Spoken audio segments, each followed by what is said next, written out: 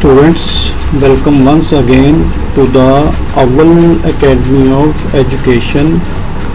In today's video lecture, in our continuation of subject biology, lectures on human anatomy and physiology, और chapter जो है हमारा क्या है, द सर्कुलेटरी सिस्टम। ठीक है, इसके ऊपर आप दो पार्ट्स देख चुके हैं इस सीरीज़ के। तो आज हम पार्ट 3 शुरू करने जा रहे हैं। ठीक है, पिछले वीडियो में आपने आरबीसीज के बारे में हमने डिस्कस किया, तो आज हम today we will discuss about the डब्ल्यूबीसीज। ये सारा आप हमारे पहले वीडियोस में देख चुके हैं। तो आज हम नेक्स्ट चलेंगे।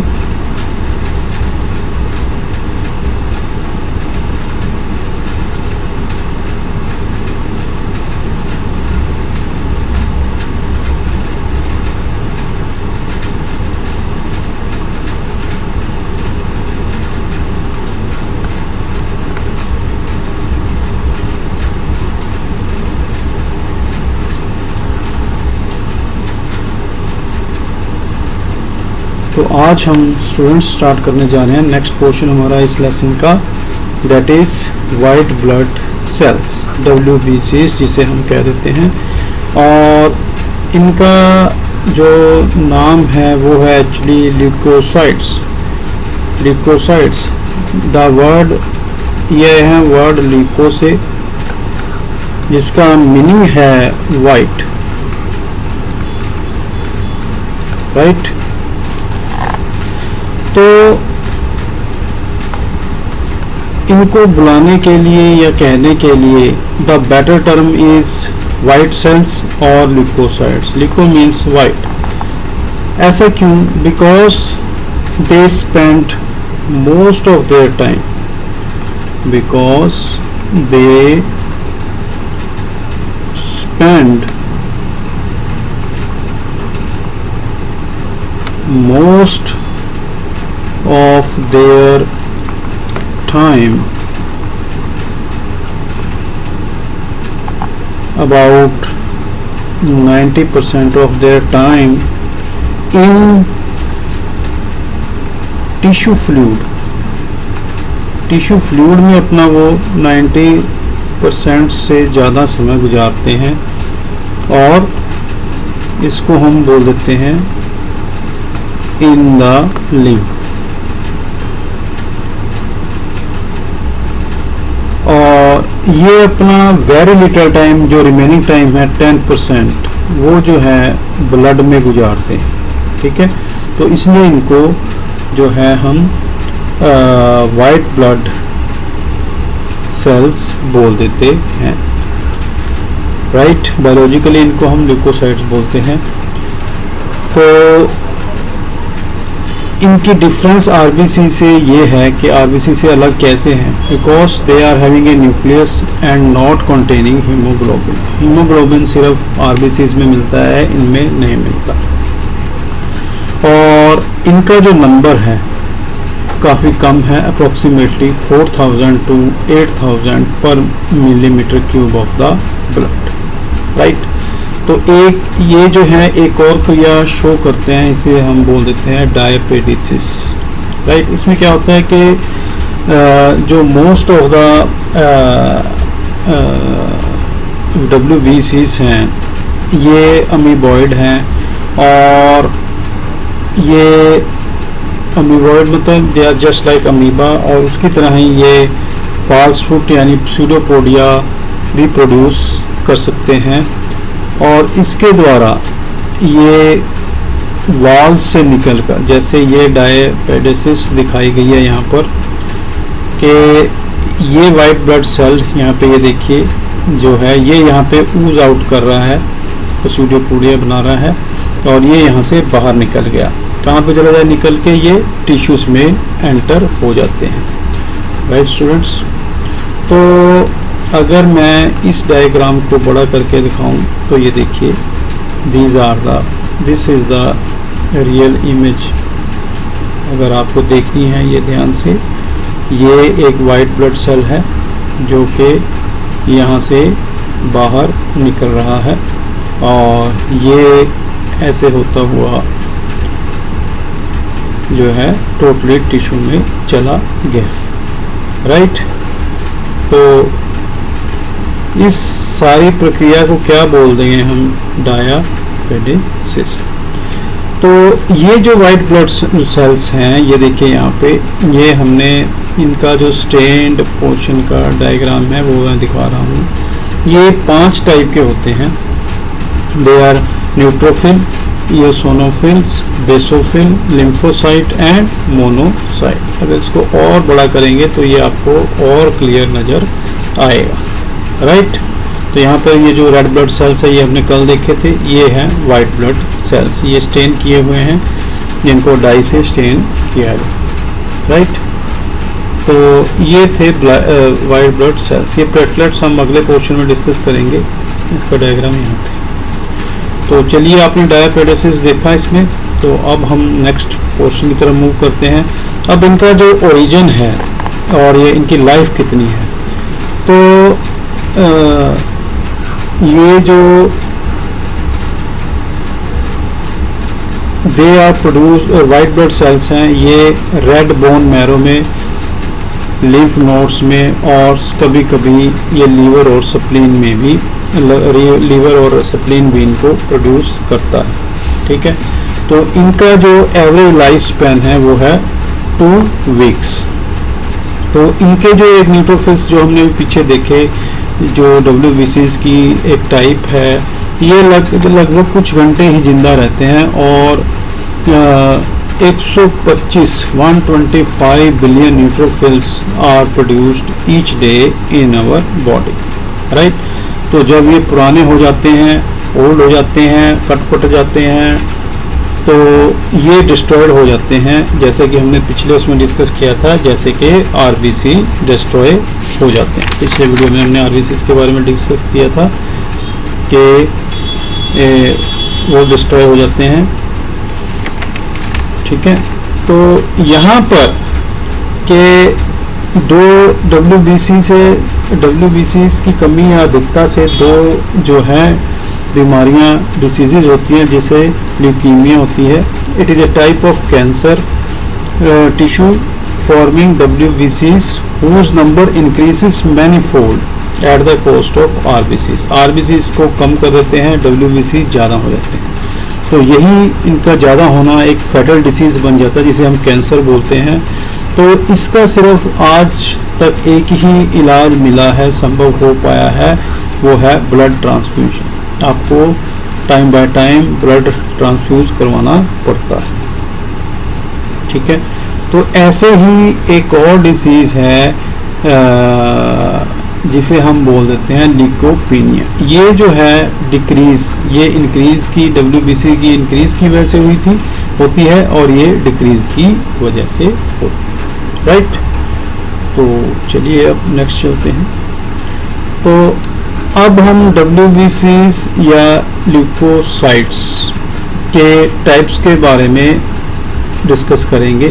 तो इनकी जो शेप है और दूसरी जो करेक्टरिस्टिक्स हैं, ये इनको हम उसके बेस पे इनको we can divide them in 2 categories. They are granular and non granular, right. तो चलिए अब डिटेल में करते हैं इसको, ग्रैनुलर और नॉन ग्रैनुलर को। तो ये जो मेनली हमने पढ़ा कि 5 टाइप के, मैंने आपको डायग्राम दिखाए थे इसके जो पिछले उसमें। तो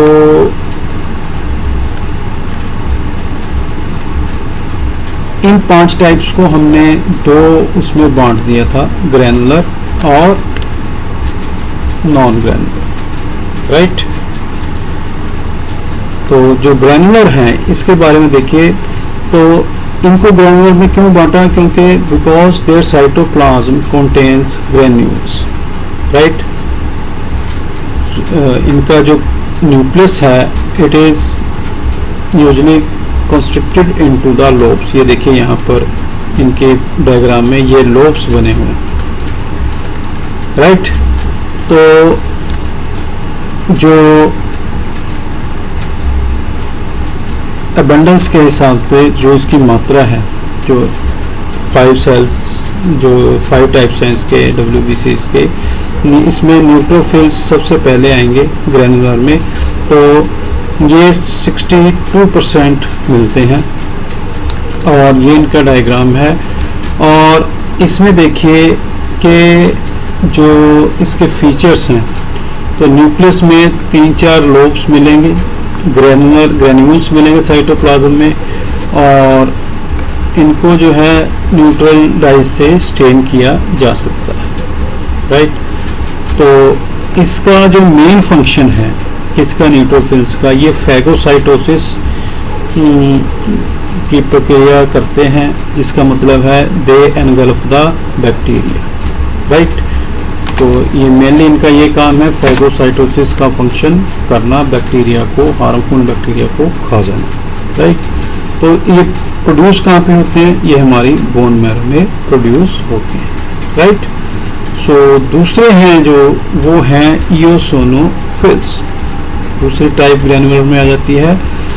तो ये जो इओसिनोफिल्स हैं, इनका जो काउंट है, जब हमें कोई एलर्जी वगैरह होती है, वैसे तो ये 2 से 3% में मिलते हैं ब्लड में, तो जब ये बढ़ते हैं तो जब एलर्जी होती है तब इनकी मात्रा बढ़ जाती है, which predicts the allergy, right.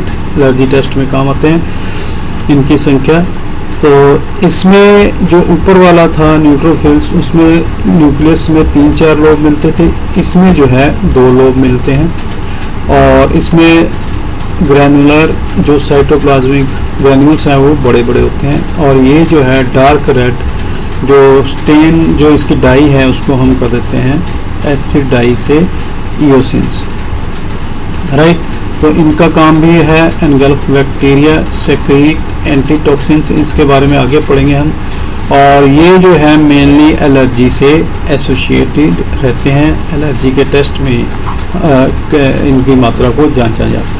ये भी जो हमारी बोन मैरो ही इनको प्रोड्यूस करती है।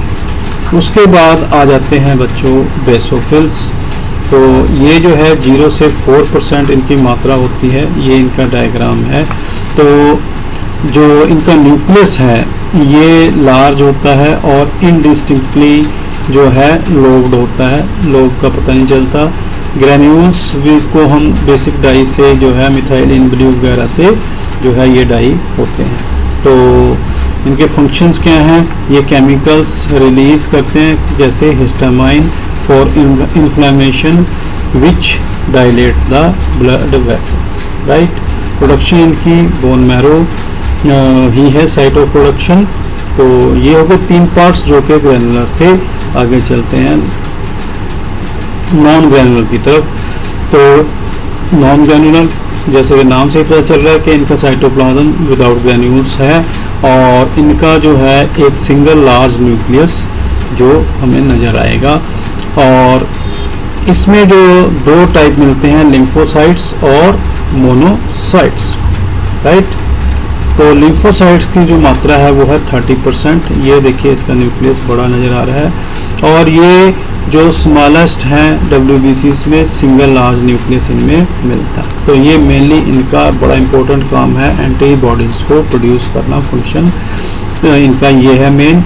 और ये मिलते कहाँ पे, bone marrow and lymph glands, जैसे स्प्लीन में या हमारे गले में टॉन्सिल्स होते हैं वहाँ पर ये मिलते हैं। तो लास्ट जो हो गया नॉन ग्रैनुलर वो हो गया मोनोसाइट्स। ये ब्लड में इनकी मात्रा होती है 5 से 5.3%, राइट। तो ये जो है सबसे बड़े हैं WBCs में सबसे बड़े हैं। इनका न्यूक्लियस जो है ये देखिए किडनी शेप्ड है। तो ये जो है at the site of infection transform into macrophages में ये ट्रांसफॉर्म यहाँ पे आएगा, आगे लिखा कट गया है तो मैं लिख रहा हूँ इनटू मैक्रोफेजिस में ये बंट जाते हैं, ट्रांसफॉर्म हो जाते हैं। तो इनका मेन फंक्शन क्या है, इंजेस्ट जर्म्स, जर्म्स को इंजेस्ट करते हैं, और इनकी साइट क्या है, बोन मैरो में ही इनकी प्रोडक्शन होती है। चलिए आगे। तो अब हम करेंगे बच्चों functions of WBC white blood sales और ल्यूकोसाइट्स।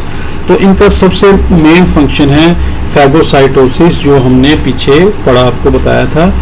तो फैगोसाइटोसिस में क्या है कि ये it is a process in which most WBCs and particularly the neutrophils engulf particle like solid substances specially the bacteria. तो ये ऐसा प्रोसेस है फैगोसाइटोसिस जिसमें हमारे जो न्यूट्रोफिल्स हैं ये बैक्टीरिया को एनगल्फ करते हैं, खा जाते हैं और हमारी बॉडी को बीमार होने से बचाते हैं, राइट। सो ये जो है एक्चुअल में क्या है कि ये हमारी बॉडी का it is a defensive mechanism of our body against the diseases and germs, right. तो ये हमें डिजीज़ और जर्म से हमारी बॉडी लड़ती है और हमें बचाती है। तो यहाँ पर क्या है कि अगर हमारा जो वाइट ब्लड सेल्स काउंट जो है 50,000 से ऊपर हो जाए तो हमारी बॉडी में इन्फेक्शन, जो हमारी बॉडी लड़ रही है और वो इन्फेक्शन को इंडिकेट करता है, राइट। चलिए नेक्स्ट। सो दूसरा जो फंक्शन है हमारा इसका WBCs का वो है इन्फ्लेमेशन। इन्फ्लेमेशन मतलब रेडनेस, दर्द होना, सूजन होना हमारे किसी बॉडी पार्ट में ड्यू टू ये हमारे एक्चुअली क्या होती है कि जो हमारे टिश्यूज़ हैं they react towards the injury. तो हमें वो इन्वेजन ऑफ जर्म्स को बताते हैं, ठीक है। लोकलाइज्ड इन्वेजन ऑफ जर्म्स हो या इंजरी हो, ये उसके बारे में हमें they indicate us by inflammation, right. So जो इन्फ्लेमेटेड जो स्पॉट होगा उसके हमें अलग अलग सिम्टम्स नज़र आएंगे, जैसे थोड़ा वो हीट में होगा, हमें वहाँ पे जलन महसूस होगी, रेडनेस होगी, स्वेलिंग होगी, पेन, ये सारी चीज़ें जो है इन्फ्लेमेशन को शो करती हैं, राइट। तो यहाँ पर जो हमारे ल्यूकोसाइट्स जो हमें WBCs हैं, तो इसमें जो मोनोसाइट्स और न्यूट्रोफिल्स हैं, मोनोसाइट्स और न्यूट्रोफिल्स हमने पढ़े थे नंबर 1 पे, मोनोसाइट्स पढ़े थे नंबर 5 पे, राइट। तो ये क्या करते हैं, तो ये हमारे जो जैसे हमने वो पढ़ी थी क्या डायापेडेसिस, तो ये हमारी वाल्स के थ्रू, ब्लड वेसल्स की वाल्स के थ्रू माइग्रेट करते हैं और जो डिजीज़ कॉजिंग जर्म्स हैं उनसे फाइट करते हैं। तो देखिए गॉड ने, नेचर ने हमारी बॉडी को जर्म से लड़ने के लिए कितना बड़ा वो दिया है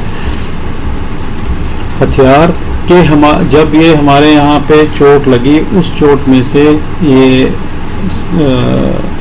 वाल्स ऑफ ब्लड वेसल जो वहाँ पे रप्चर हुई उससे ये निकलते हैं by diapedesis and fight against the disease causing germs.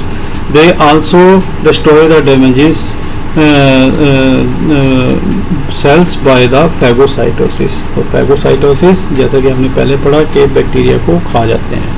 तो यहाँ पर एक और चीज़ घटित होती है, दैट इज़ फॉर्मेशन ऑफ पस।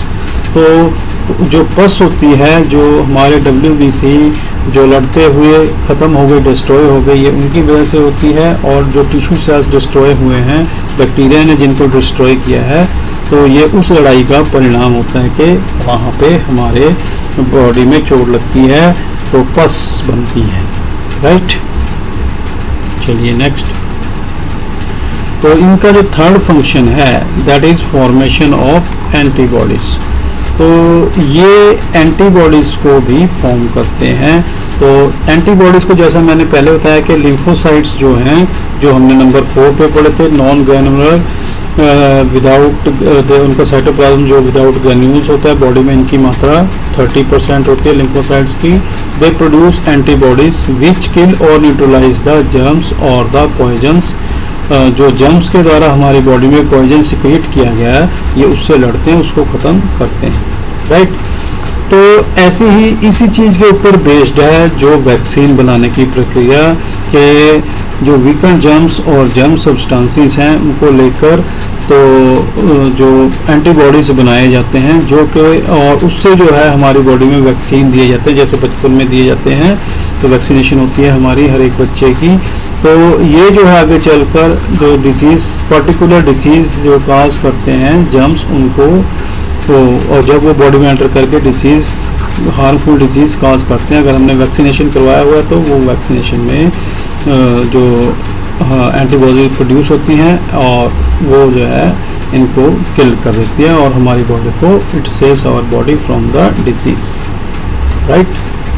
तो चलिए अब नेक्स्ट, उसके बाद बच्चों हम पढ़ेंगे कुछ टॉक्सिन्स के बारे में।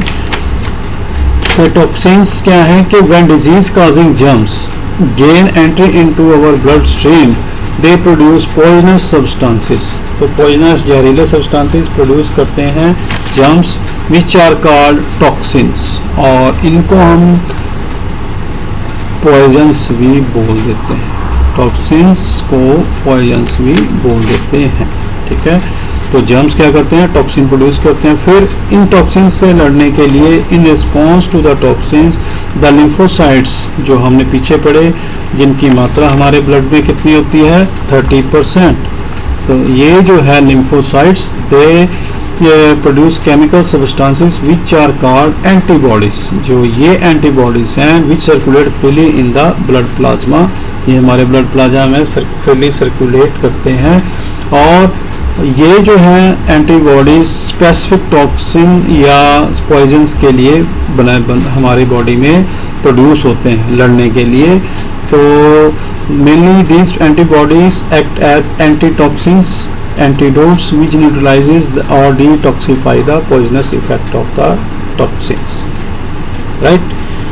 तो एंटीबॉडीज जो हैं they may persist long after disease has been overcome, बीमारी के ख़त्म होने के बाद भी वो बने रहते हैं तो overcome the situation and the person who has recovered becomes immune to the disease. जब तक जो रोगी है उसके शरीर में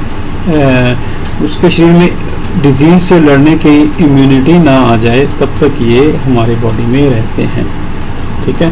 तो यही प्रिंसिपल जैसा कि मैंने पीछे भी बताया है वैक्सीनेशन का भी है कि a deliberate introduction of weakened disease germ to stimulate production of the specific antibodies, right. तो जर्म से ही जो है एंटीबॉडीज बनाए जाते हैं ताकि वो आगे फ्यूचर में वैक्सीन बनाए जाते हैं ताकि वो आगे जो है हम जाकर हमारे शरीर की रक्षा कर सके डिजीज़ से। तो बच्चों ये था हमारा थर्ड पार्ट, इसमें हमने जो है WBCs के बारे में डिस्कशन किया। तो अब हम इस वीडियो को ख़त्म करेंगे और उम्मीद है आपको ये अच्छी तरह से समझ में आया होगा। अगर आपको if you are liking it तो please make more and more shares, like, subscription of it, और हमारी वीडियो सीरीज़ को देखते रहें, इसको रिवाइज़ करते रहें। अगर आपको कोई प्रॉब्लम आ रही है तो हमें कमेंट ज़रूर लिखें प्लीज़। अगर समझ में नहीं भी आ रहा तो भी कमेंट लिखकर हमें बताएं कि यहाँ पे कमी है तो हम उसमें सुधार करेंगे। Thanks for watching the video. अगले वीडियो में फिर मिलेंगे नए टॉपिक के साथ, तब तक गुड बाय।